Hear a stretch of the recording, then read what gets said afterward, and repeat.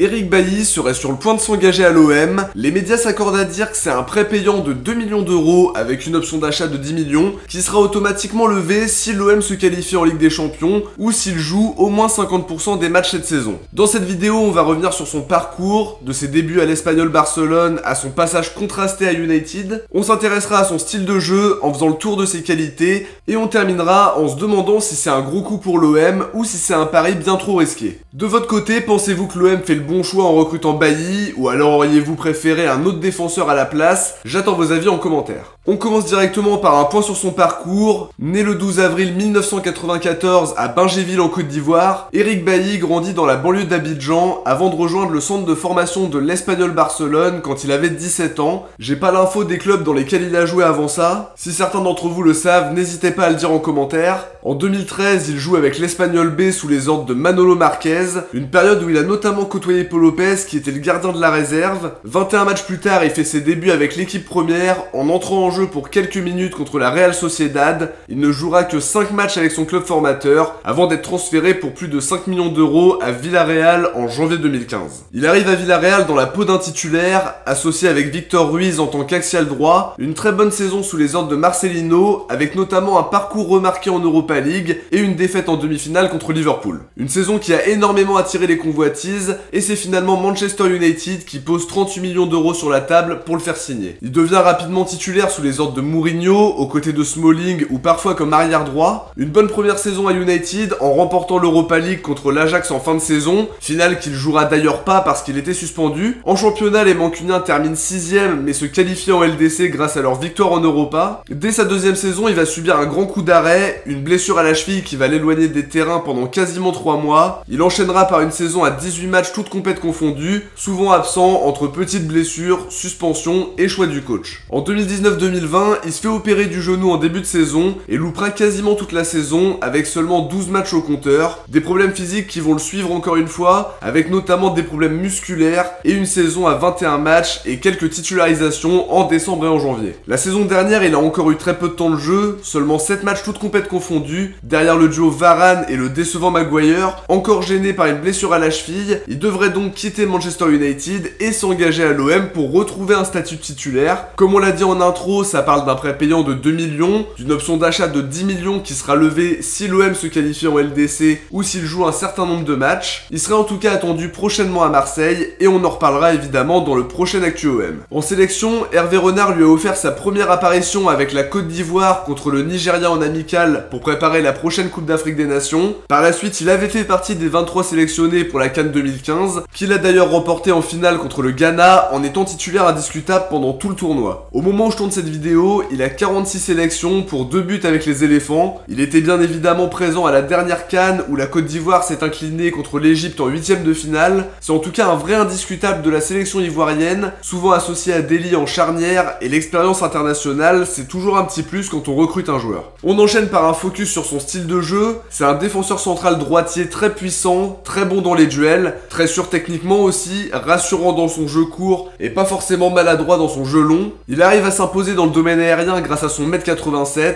C'est un bon tacleur qui est intéressant dans l'anticipation et par ses interventions. À United, ils ont privilégié Maguire et Varane, ne serait-ce que parce que l'investissement était énorme sur eux. Défensivement, il est très solide, c'est surtout sur ce point-là qu'il performe énormément. Son jeu avec le ballon est pas mauvais, loin de là, mais c'est pas son plus gros point fort, même s'il est parfois capable de casser des lignes. S'il est assez libre à ce niveau-là, ça peut être intéressant tout en restant risqué. C'est aussi un joueur expérimenté, plus de 160 matchs en pro, une quarantaine de matchs en Coupe d'Europe avec une victoire en Europa et plusieurs matchs de LDC au compteur. Il a que 28 ans, donc si on arrive à le relancer, on peut vraiment être gagnant. Il est aussi décrit comme un joueur toujours très apprécié dans le groupe et qui est très impliqué. Il est aussi assez rapide, il a pas peur de s'engager et de mettre de l'intensité. Et je pense clairement que ça peut être une belle recrue pour l'OM 2022-2023. Justement, ça me permet de faire un parallèle sur cette question-là. Est-ce que c'est une bonne recrue pour l'OM? Alors je pense que par rapport à ce qu'on a en ce moment, c'est un vrai apport. On a vu que Gigot alternait entre le bon et le beaucoup moins bon. Balerdi a montré des signes de fébrilité malgré une belle présence dans les duels. Il fait en tout cas beaucoup d'erreurs de concentration et ça commence à poser problème. Concernant Bailly, il sera probablement titularisé dans l'axe de la défense. Gigot pourra jouer axial gauche éventuellement comme au Spartak, et Bemba axe droit comme le début de saison. C'est un joueur qui peut apporter encore plus de sécurité défensive, qui est international, les qualités sont indéniables, mais par rapport aux blessures, il y a ce petit doute qui peut s'installer. Je vais vous mettre un récapitulatif de transfert market à l'écran. Vous verrez que c'est pas des absences longues, mis à part l'opération du genou et d'une blessure musculaire. Justement, ces blessures à côté qui sont un peu plus courtes peuvent être liées à un manque de rythme, et si on arrive à lui faire enchaîner les matchs, ça peut s'estomper, et peut-être qu'il peut enfin être épargné par les blessures. En tout cas, sportivement parlant, je pense que c'est une vraie plus-value. Il est très bon physiquement et pas maladroit techniquement non plus. C'est un choix de la direction depuis déjà pas mal de temps, parce qu'il pensait déjà à lui en janvier si Tchaeta Tsar partait. À Manchester, il a montré de très bonnes choses pendant la prépa, mais Ten Hag ne comptait pas sur lui quoi qu'il arrive. Je pense que c'est vraiment une bonne idée de la part de la direction. On a besoin de ce genre de joueurs qui sont capables de bloquer l'adversaire, d'apporter cette sérénité qui nous manque parfois en ce début de saison, qui sait aussi diriger sa défense. C'est un joueur autoritaire qui peut apporter énormément à cet effectif d'après moi. Son expérience en Coupe d'Europe, c'est aussi un atout énorme parce que ce sera très important cette saison avec la LDC notamment. Je pense que la saison dernière, avec plus d'expérience, ça aurait peut-être été différent en Europa League où il manquait un petit quelque chose, notamment dans la gestion des matchs. Il rejoint Bemba qui a lui aussi de l'expérience en C1. Il nous manquerait un défenseur central gaucher en cas de départ de Tchaeta Tsar et le mercato serait bouclé en défense. On a besoin de joueurs qui connaissent le très haut niveau et pour le coup sur l'aspect financier, l'investissement reste important. Si on le recrute définitivement en fin de saison prochaine, ça nous coûtera 12 millions au total. Apparemment, on paye l'intégralité de son salaire cette saison qui serait d'environ 400 000 € par mois. À côté de ça, l'option d'achat nous donne une certaine sécurité. Si ça fonctionne pas, on sera pas obligé de le garder, mais si ses performances sont très bonnes, elle sera automatiquement levée. C'est plutôt safe pour nous et ça nous permet d'avoir un joueur expérimenté qui n'a que 28 ans, donc très loin d'être cramé, et qui a connu la première ligue, des beaux parcours en Coupe d'Europe, un joueur d'un certain standing qui a besoin d'enchaîner les matchs pour retrouver son meilleur niveau, et je pense que c'est un très bon apport sur le plan sportif, même si comme je le dis toujours, c'est la vérité du terrain qui va parler, mais sur le papier c'est plutôt prometteur. En tout cas, ça confirme l'envie de Longoria d'apporter de l'expérience à l'effectif, comme ça a été le cas pour Veretout, Bemba ou Alexis Sanchez par exemple. On arrive à attirer des joueurs intéressants qui ont de grandes qualités, qui ont souvent besoin d'être relancés. Après, ça veut pas dire que tout va fonctionner à 100%, mais sur le papier, l'équipe est vraiment pleine de promesses, et je pense que Bailly peut être ce joueur qui t'apporte la sérénité qui te manque un peu en défense sur ce début de saison par rapport à certaines séquences de jeu. De notre côté les amis, on arrive à la fin de cette petite analyse. J'espère que ça vous a permis de mieux connaître le joueur, même si c'était pas le moins connu des recrues qu'on a faites cette année. Je trouvais ça intéressant de revenir sur ces derniers mois pour voir dans quelle forme il arrivait à l'OM. C'était plutôt pas mal en prépa, donc on a hâte de voir ce que ça va donner sur le terrain à son arrivée. Si la vidéo vous a plu, n'hésitez pas à mettre un petit pouce bleu, ça aide beaucoup la chaîne pour le référencement, et aussi à vous abonner en activant la cloche pour suivre l'actualité de l'OM avec moi, sachant que le mercato va être très agité d'ici la fermeture et que le tirage de la LDC approche à grands pas. On se retrouve très vite pour analyser tout ça. Ciao, portez-vous bien et surtout allez l'OM.